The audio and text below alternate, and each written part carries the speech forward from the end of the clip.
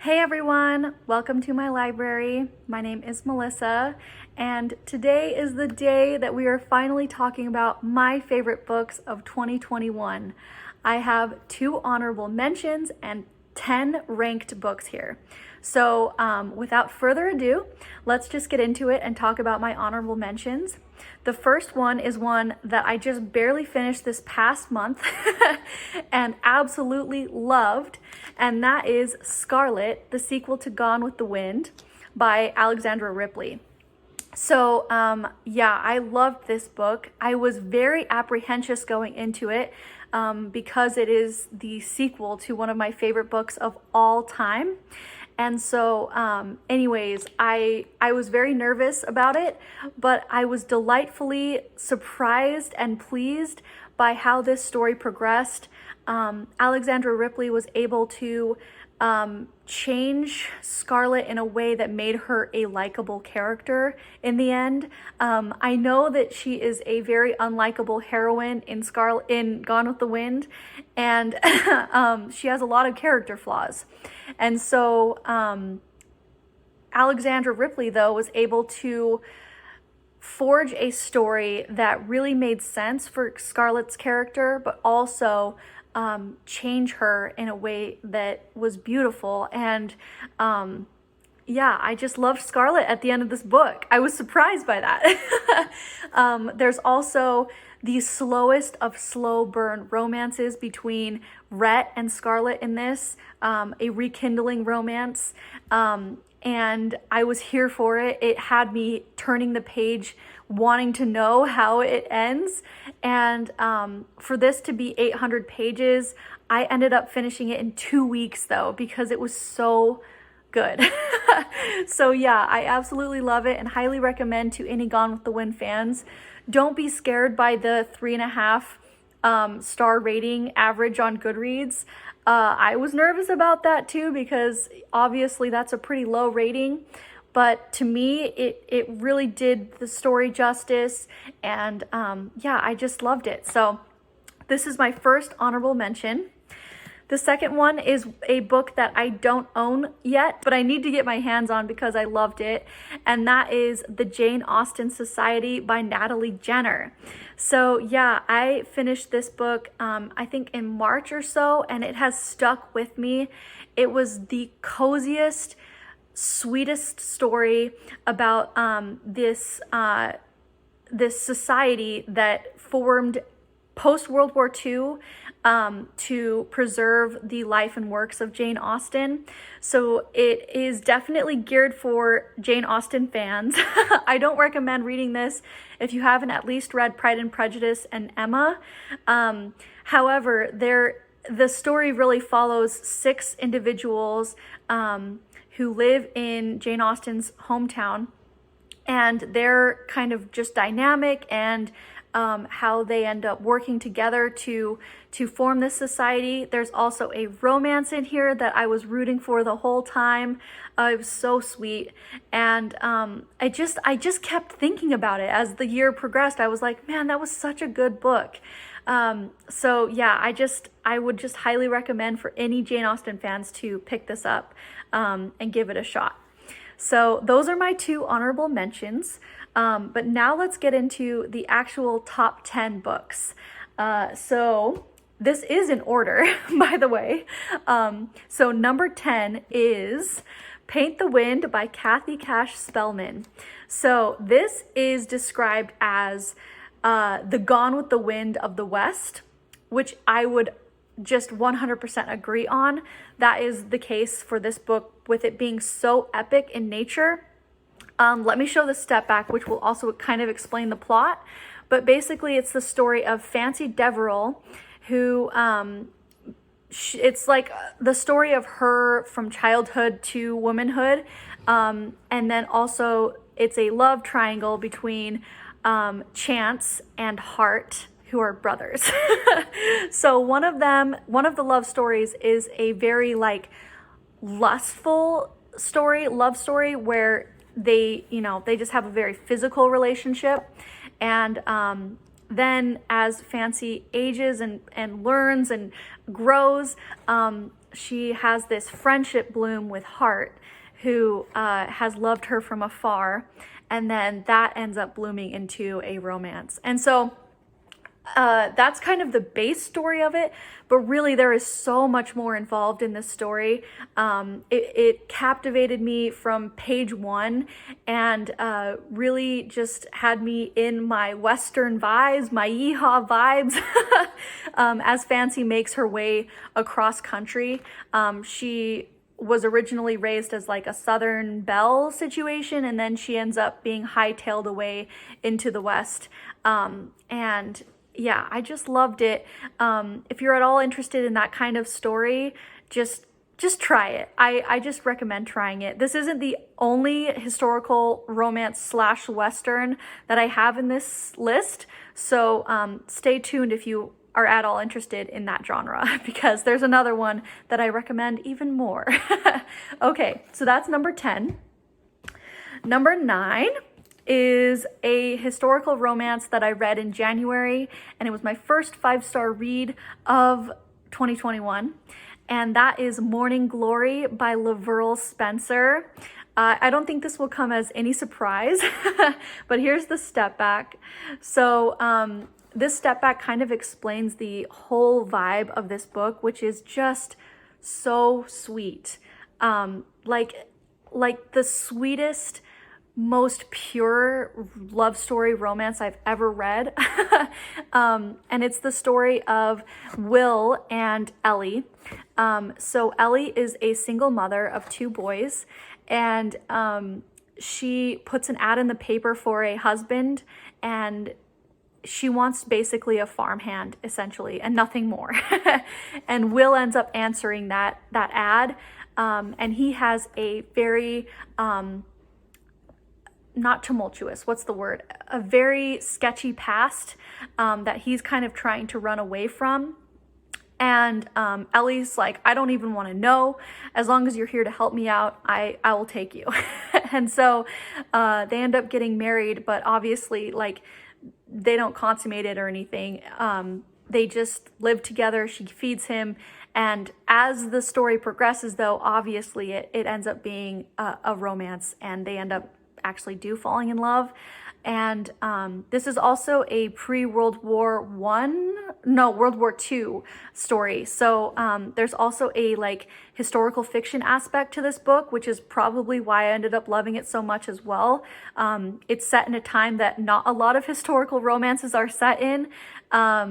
And anyways, I just highly recommend this book to any reader, honestly. Like, even if you're not a romance reader, if you like a really good love story and other stories, try this one out. It was so sweet, and one that it has stuck with me since January. So yeah, here's number 9. And this is not the only Laverl Spencer in this list, by the way, so stay tuned for one more. She was definitely like my favorite author of 2021. Okay, so then number 8 is The Mill on the Floss by George Eliot. So this is the first classic in this list. This is a childhood story of Maggie Tulliver. It's really like childhood to womanhood story. And her relationship with her family. So her dad and her brother, her dad loves her, and like it's a weird family dynamic, to be honest with you, because her dad loves her, her mom doesn't really, and she also doesn't really get any love from her brother Tom. And so it's a lot of like unrequited love, and it's kind of sad, to be honest with you. But what ends up happening is Tom goes to school, and the family ends up having this really huge quarrel with this other family that ends up them losing their livelihood and being kind of destitute. And so they blame this other family for that, and then of course, Maggie ends up falling for the son of one of the members of that family. And so it's her trying to figure out if she wants to be independent and live her own life, or if she really does like kind of value her family's approval. This just felt like a really personal story to me, which I think is the case because George Eliot had that kind of same situation happen to her in her own life, where she was not accepted by her family for her life choices, and she didn't follow the exact protocol for what a woman should do at that time, sadly. And like, sadly as in there was a protocol at all, if that makes sense. And so, yeah, it just felt very real and kind of deep. And I just really enjoyed it. It's a tragic story, so I just know that going into it, that it's not like all happy and fun in the end.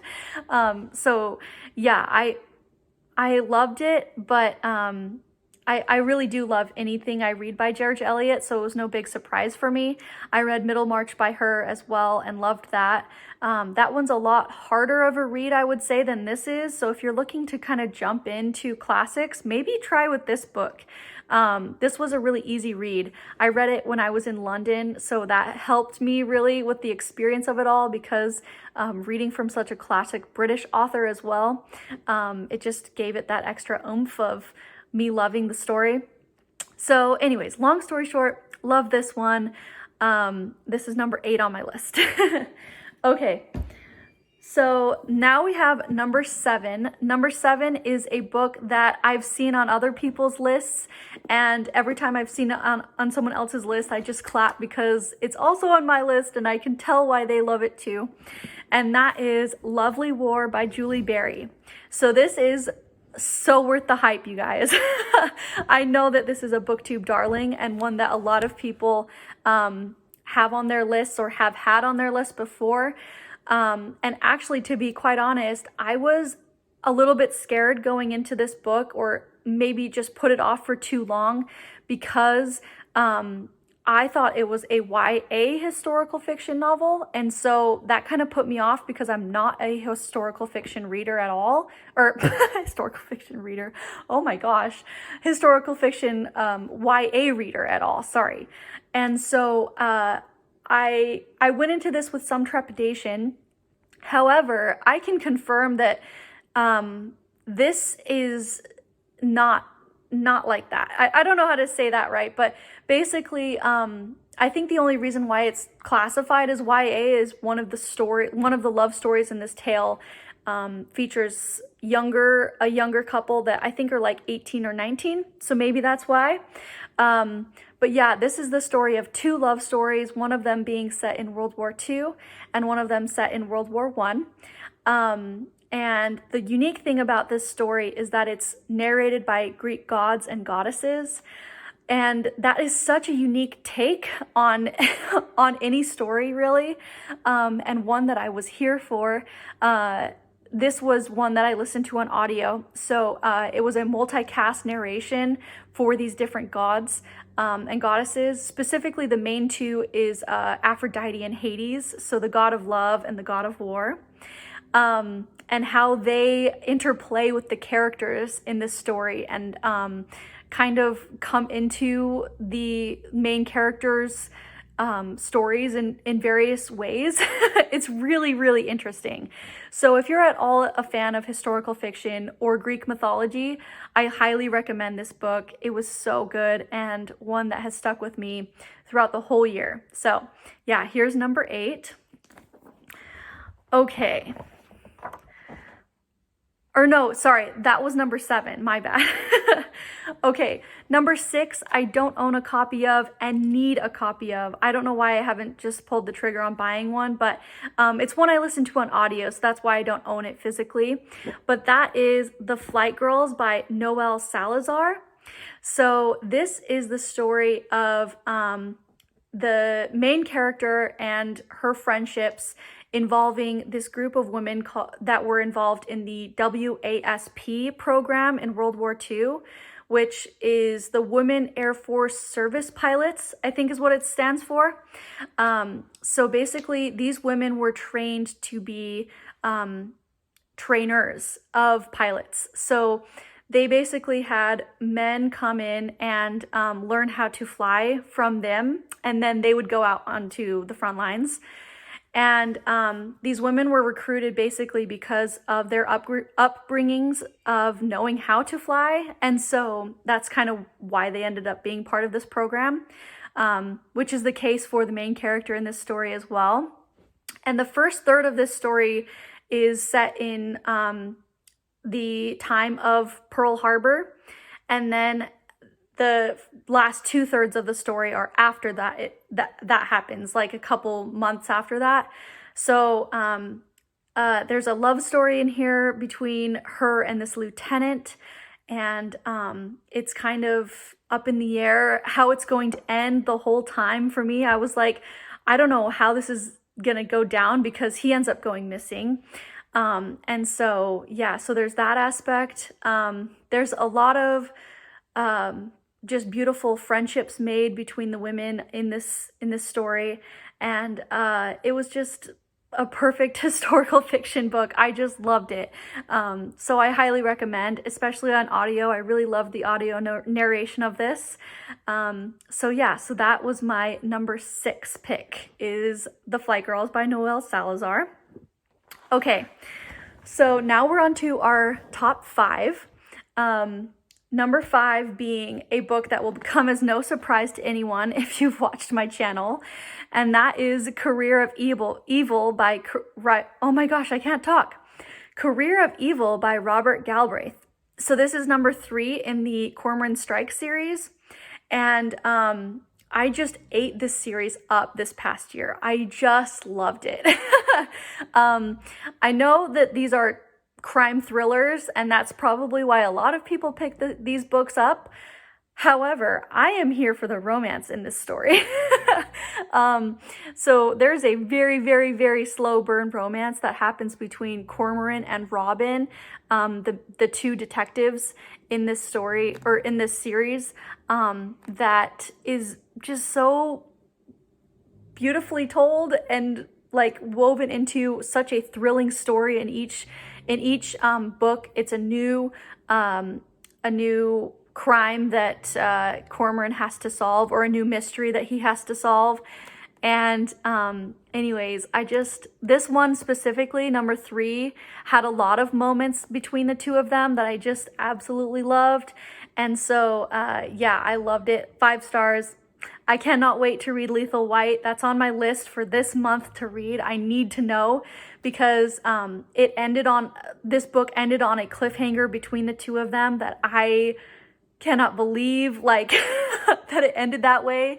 So I need to pick up number 4 to know what happens to them. So yeah, I have number 4 and number 5 on my shelves ready to pick up this next year, and I can't wait. I also highly recommend the TV series called CB Strike, I think is what it's called. You can get it on Amazon if you like subscribe to a certain channel or something. I can't remember exactly how I did it, but you can watch it, and it follows the books pretty well. So I've been watching the corresponding episodes that work with these books as I've been going, and really enjoying my time. So yeah, this was number 5. Okay, so number 4 was a reread for me, but I am counting it because I first read this book in high school, so it's been a long time since I've committed to reading it again. And so that book is Anne of the Island by L.M. Montgomery. This is my 1950 edition of this book that I absolutely love. So I read this, I think in November, I want to say. And oh my gosh, the reason why this book is number 4 on my list is because this is the love story, really, of Anne and Gilbert. Obviously, it's one that starts from the first book, but the real love story and slow burn that happens between the 2 really happens in this book. This is when Anne ends up leaving Avonlea to go to college, and she makes new friendships along the way, and she has a lot of different flings and kind of she has proposals happening left and right, to be quite honest. But then she also has Gilbert, who stands by her side, and the pining for her from him is so just like, you can feel it. And you just feel so bad for him, to be honest. But yeah, I mean, it's obvious that this ends well, so there's that. But I just love this. And what I said on my Goodreads review of the last chapter of this book being perfection is true. I honestly don't know if there's a last chapter of a book that I've read that is more perfect than this one. So yeah, I just loved it, and it had to be on this list. So this is the other classic I included on it. Okay, so now we're to our top 3. So number 3 is Years by Lavrell Spencer. So this is the other Lavrell Spencer on this list. This is a book I just barely finished 2 in December, but I just loved it. I loved it so much.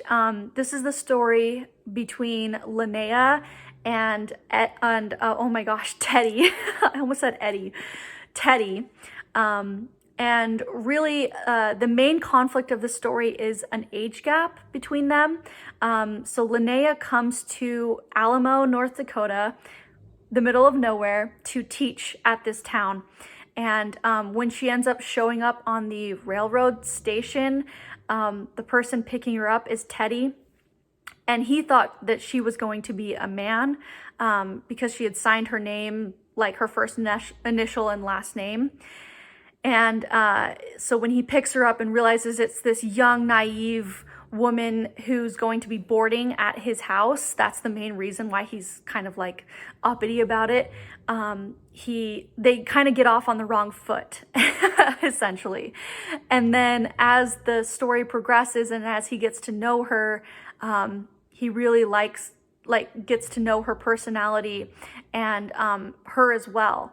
And so they start with this friendship that ends up being more because of kind of a close proximity situation where she's living in his house, right? And so, but the whole time you can feel the like Teddy not wanting to commit because he is so much older than her. He's in his mid-30s and she's 18. And so he's like, oh, she's too young. She's too naive. She hasn't seen enough of the world. She won't want me, that kind of thing. And Linnea is just like, she's head over heels for him pretty soon. And so, yeah, it's just, I just love the love story in this, guys. It was so good. This is also set pre-World War I, and so very unique setting as well for a historical.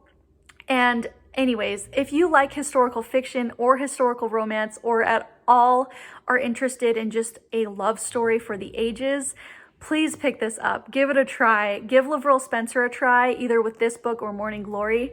See how you like her. She is definitely on the sweeter, slower burn side than a lot of historical romances. So just know that if you are a romance reader, they're going to be pretty slow. But yeah, so this is number 3. Loved it. Okay. So then number 2, I read as a big buddy read in my Buddy Reads Discord group, and was so happy that other people loved it as much as I did. And that is From Sand and Ash by Amy Harmon. Yes, another Amy Harmon makes it onto my favorites list. She wrote my favorite book of last year, which was What the Wind Knows. And then she wrote my second favorite book of this year. So she's just an amazing writer. This is a historical fiction book that centers around 2 characters, one being Angelo, who is a Catholic priest, and Eva, who is Jewish, and they are childhood friends who end up having a romance, a obviously forbidden / taboo kind of romance. But the real story of this is what in real life happened is that the Catholic Church ends up hiding a bunch of Jewish refugees in their churches. And so that ends up happening with Angelo as well, where he is able to save Eva's life by hiding her away. And so that's like the main story of it. But obviously this romance happens between the two that is very, very wrong for a lot of different reasons. Wrong as in, you know, they fight it for a long time in the book because of differences of religion. And then obviously with Eva being Jewish and her just trying to survive. And anyways, it was just thrilling, so fast paced, but also just a beautiful, beautiful love story. If you can't tell, guys, I just love love stories. Those are my favorite to read. And especially if it's a historical setting, that just is the cherry on top for me. So yeah, Amy Harmon does that beautifully in this book, as well as What the Wind Knows. Those are two that I just loved. So yeah, if any of those if you read the plots for any of these that are by Amy Harmon, just give her a whirl. I cannot recommend her enough. So yeah, so there's this one. And then my top book of 2021, you guys. We are here. Might come as a surprise. I don't know how much I've talked about this on my channel, really. But it's just one that has stuck with me and one that I knew was going to be my number one pick when I was making this list. And that is Heart of the West by Penelope Williamson. So let me show the step back and it will kind of give an illustration of the story. But basically, it's the story of Clementine, who has a whirlwind romance and marries Gus here. And he ends up taking her to his ranch in Montana. And when she ends up going to this ranch, she meets his brother, Zach, who's this guy right here with this scowling expression. And really, it's this epic story, honestly, of how Clementine works with the town that she gets to know, all the people, and her friendship with one of the prostitutes in the town, actually, which was one of my favorite aspects of the story, was how deep some of these friendships were. And then also there's a forbidden romance that it ends like, it's really a friendship that ends in a romance at the very end, but it's a friendship between Zach and Clementine. Zach fights it the whole way through because he's obviously wanting to keep his distance from his brother's wife, right? But yeah, Gus ends up not being who she expected him to be. And so there's kind of that reason. But really, the story is just like, if you've read Lonesome Dove and you wanted a little bit more of the romance in Lonesome Dove, that's what this story really gave me vibes of. I've read Lonesome Dove and absolutely loved that book. That was a 5-star book for me. But this was just everything I wanted and more from that book. So yeah, it was just an epic, epic story, sweeping tale, Western yeehaw vibes. Like, I just loved it. It was so good. And the love story in here just was the slowest slow burn. And yeah, I just loved it. So it had to be my number one pick for 2021. And I highly recommend, if that sounds at all interesting to you, give it a whirl. I keep saying give it a whirl, but yeah. Penelope Williamson also, she writes beautifully. That's kind of what tipped it over the edge for me, was her writing was so just vivid, and I really felt like I was in this setting in Montana. And yeah, so yeah, I just loved it. Okay, so you guys, those are my favorite books of 2021.